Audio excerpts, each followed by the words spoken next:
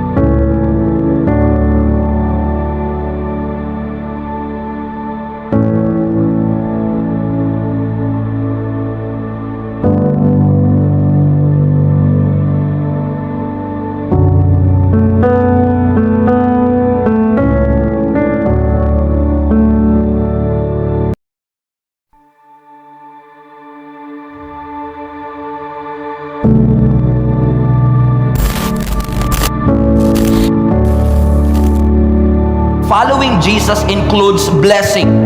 Following Jesus includes miracle. Following Jesus includes breakthrough. But following Jesus also includes pain and suffering. Pag sumunod ka kay Kristo, hindi tayo na-exempt sa mga sakit at mga suffering na ating pinagdadaanan. Kung kaya't patuloy din tayong pinapaalalahanan ng salita ng Panginoon na kahit masakit, kahit mahirap, you have to keep moving forward. You have to keep serving the Lord. You have to keep on praying. You have to keep on moving. Bakit? Kasi merong magandang destiny na ibinigay at inihanda ang Panginoon sa atin. Magpapatuloy, padayon kahit na hindi madali ang buhay. We will continue and never surrender in spite of the loss, in spite of the criticism, in spite of the challenges and troubles that we face. Hindi tayo susuko. We have to display an overcomer attitude katulad ni David na kahit may Goliath sa ating harapan, hindi tayo nagpapatinag. Kasi alam natin na sa kabila ng matinding pagsubok na aking pinagdadaanan, yung pangako ng Diyos ay aking mararanasan.